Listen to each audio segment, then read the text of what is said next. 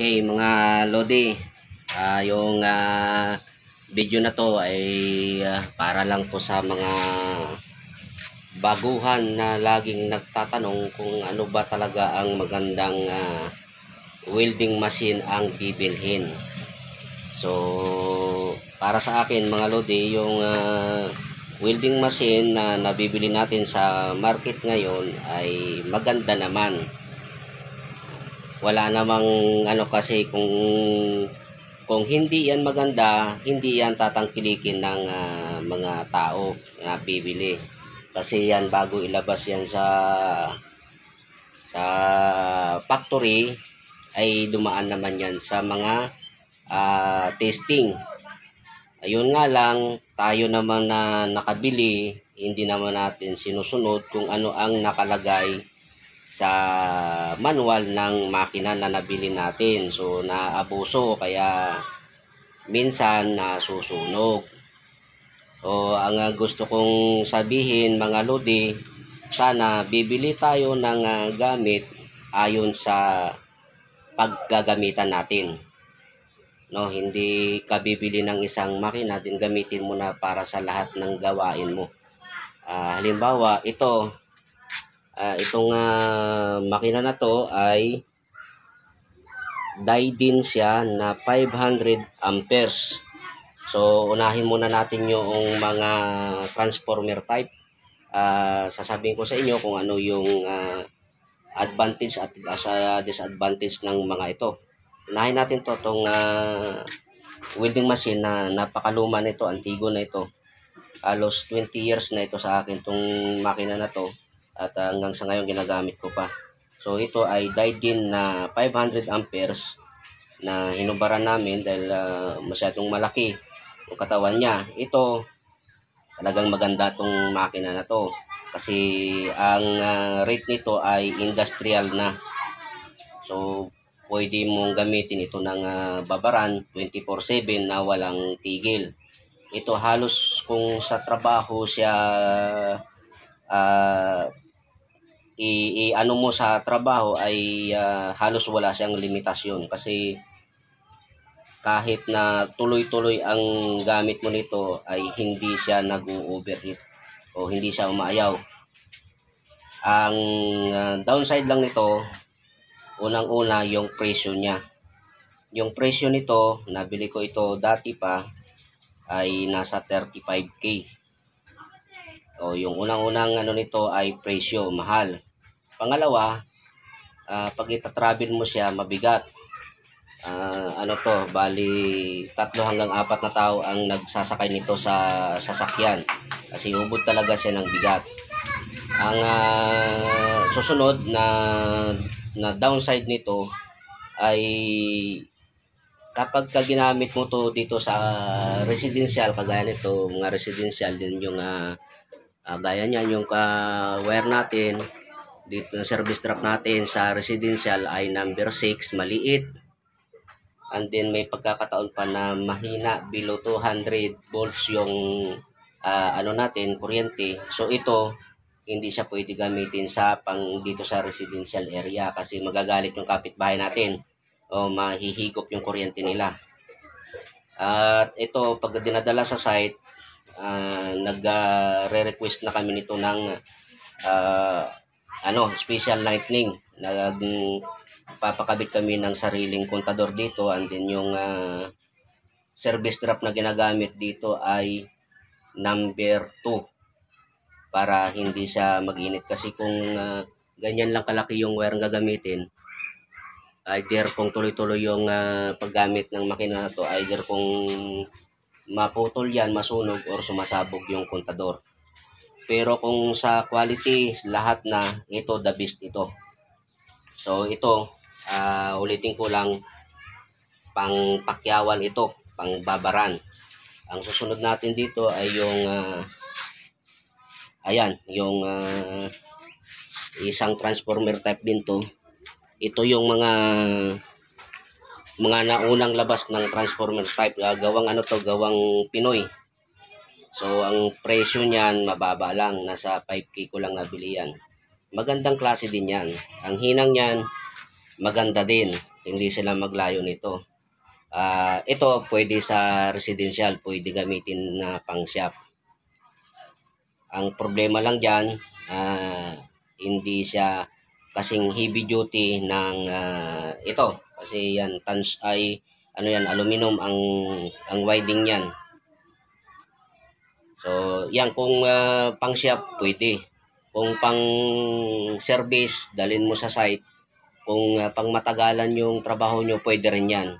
Pero kung pang service mo sa ano, sa halimbawa may nasirang gate, i-repair, yan hindi advisable kasi may kabigatan din yan.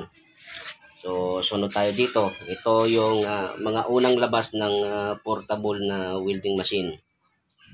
300 amperes siya. Ito na yung pinaka, sa mga transformer type, ito yung pinaka the best na option. Kasi maliit siya, kaya na siyang buhatin ng isang tao. Ang bigat nito ay nasa 20 hanggang 25 kilos lang. So, kayang-kayang buhatin. Ang ano naman ito, maganda din naman siya gamitin. Pwede siyang pang full weld, pwede siyang pang service. Ang ano lang nito, ang gamit lang nito na welding rod ay 2.5 lang para makadami ka ng trabaho. At ito pala, balikan natin dito. Ito 100% duty cycle siya. Kasi kahit magdamagan mo gamitin, okay. Ayun, yung isang yon nasa 80%. Ito yung mga ganito, gawa itong China, 60% duty cycle lang ito. So, ibig sabihin, wag natin abusuhin. Wag nating sabihin na tuloy-tuloy yung trabaho. So, kung may hangganan siya, yung kapasidad niya hanggang 60% lang doon sa kakayahan niya dapat. So, halimbawa, kung nagwe-welding tayo ng sabi mo ng 10 minutes, so, wag mong ubusin yung 10 minutes. 6 minutes lang, pahingaan mo yung makina. Yun para humaba ang buhay ng makina. So, kaya naman nasusunog yung mga makina natin kasi ang gusto natin, sagarin yung makina. So, hindi dapat. So, ito, susunod tayo sa mga inverter type na tayo na welding machine. Ito, ang presyo pala nito ay nasa 4.5 ang bili ko nito. So, dito tayo sa new generation na ng mga makina. Ito na yung inverter welding machine. Ito naman ay gawa ng power craft.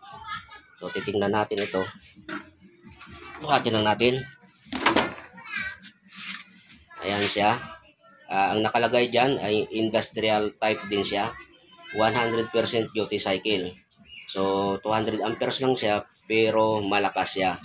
Ito naman, kahit gamitin mo siya ng tuloy-tuloy, as long as na yung welding rod mo ay akma lang dapat sa kanya.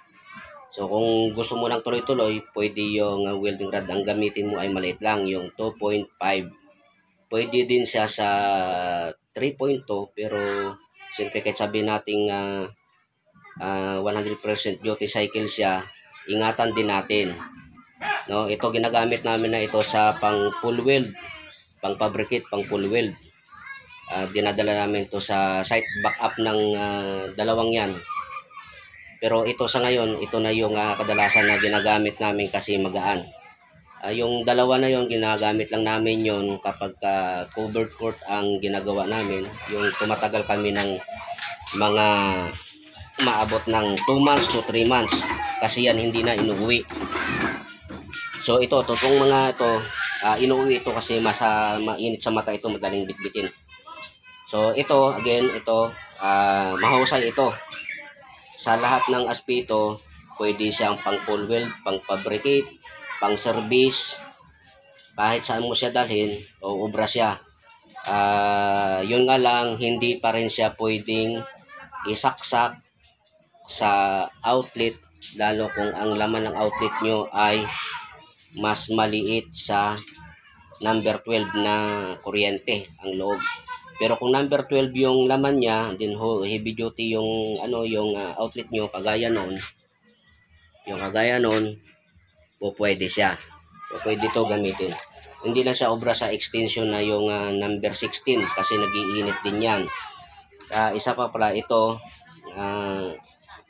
ano siya, may 15% siya na allowance doon sa kinakain niyang kuryente. Ibig sabihin, kung mas mababa sa 220 hanggang mababa pa sa 200 volts yung kuryente na pumapasok sa pinagsasaksakan nito, obra pa rin siya.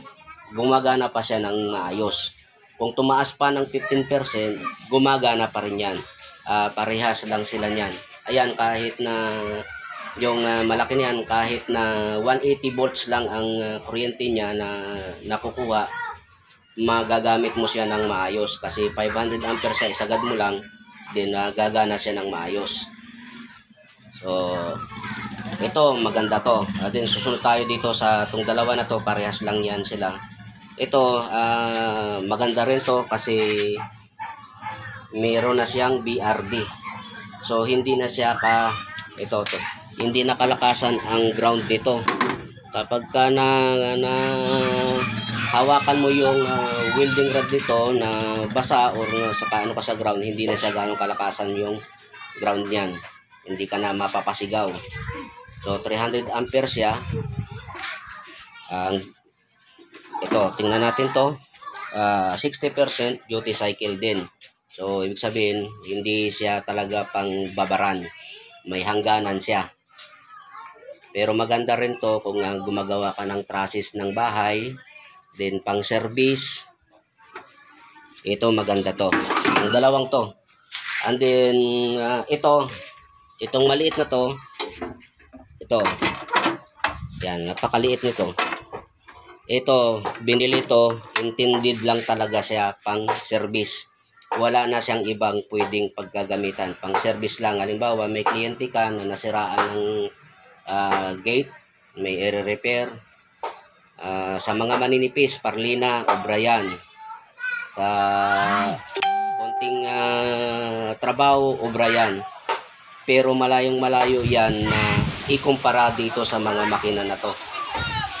O kaya yung iba bibili ng ganyang kaliit, din gamitin nila pang pole weld, gamitin nila sa pangharabas, din pumuputok, sabihin nila mahinang klase. So mga makina hindi mahinang klase.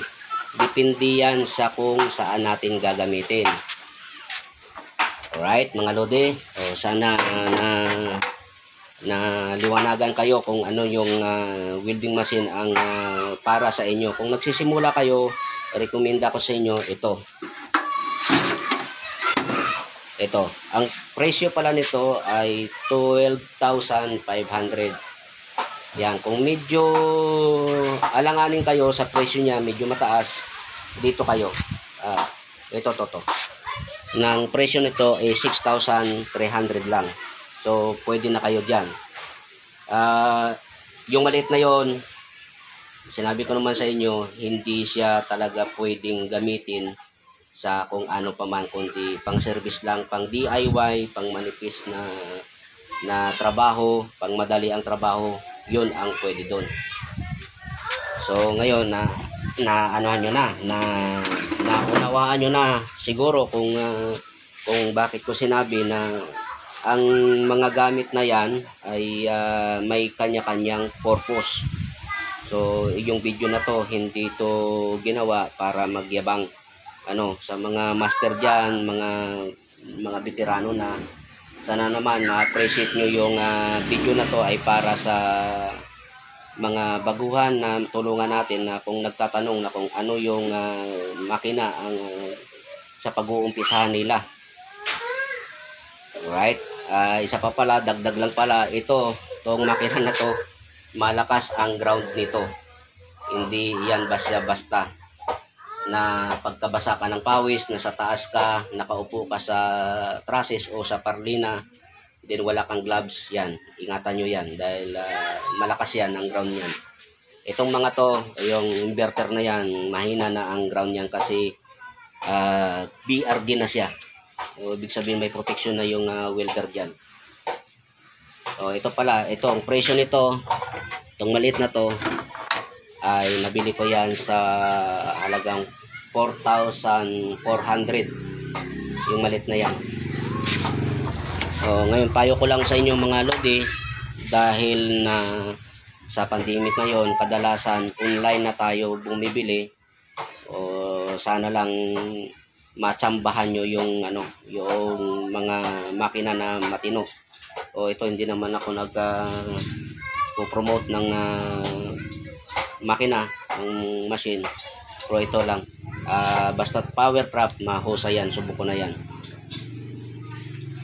Alright mga lodi, sana naunawaan nyo. Yun pala, isa pa dagdag natin mga lodi, yung capability pala ng mga makina na to pagdating sa kable ay may hangganan din. Ito kagaya nitong malaki na to, kahit 100 meters pwede yan. Yung isa ganon din. Din pagdating dito sa nandito na nakapatong na to, may hangganan ang nito, yung kable na pwede nating ikabit. Ito ang ginagamit namin dito ay 36 meters. Dito sa dalawang to nasa 20 meters lang yung ginagamit namin dyan. Ito hanggang 5 hanggang 10 meters lang ang pupwede dyan. Ito itong isa naman, ito kahit 20 meters obra din. Yan pala yung mga kable na ginagamit namin mga lodi. Ayan, number yan, 50 mm na yan mga yan. Meron diyan kaming 40 meters, meron diyan dalawang 20 meters, tsaka dalawang 10 meters. Then yung mga extension, kung gagamit pala kayo ng extension ay siguraduhin nyo na number 10 ang gagamitin nyo para iwas kayo ng sunog. Right mga lodi, sana naman may natutunan kayo.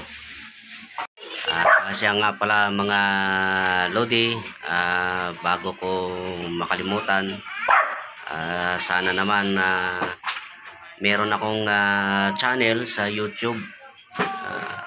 Sana naman pakisuportahan nyo. Maraming mga content ang nakalagay dun sa mga video na yon, na kakapulutan nyo ng mga ideya. Kasi yung video na ginagawa namin ay actual na ginagawa namin sa trabaho mga lodi. So sana mga lodi pa-support naman ng YouTube channel ko, yung Kuya Ray the Fabricator. Alright mga lodi, maraming salamat at sana lang paki-support na lang ng YouTube channel ko. And then isa pa pala mga lodi, sana naman sa mga master natin at mga mahuhusay na mga veterans, kung humihingi sa atin ng payo yung mga tropa natin na mga bago na gustong magsimula sa ganitong klaseng trabaho, sana naman bigyan natin sila ng magandang payo. Huwag natin laitin, huwag natin buskahin, kasi lahat naman tayo nagsimula sa ganun. Kahit ako pa man, sabihin ko na, naging tanga din ako dati sa trabaho. So tayo naman tumatanda sa trabaho, nagiging matalino. So lahat naman tayo dumaan dyan. So yun lang sa akin mga lodi, sana magtulungan tayo. Kung may nagtatanong, huwag tayo magdamot, kasi hindi naman natin madadala yan. So mas maganda yung halimbawa na alala tayo ng isang tao dahil may natutunan sa atin, hindi yung naalala tayo ng isang tao dahil sa binuska natin sila. Alright mga lodi, sana maging safe lang tayo lahat sa trabaho natin.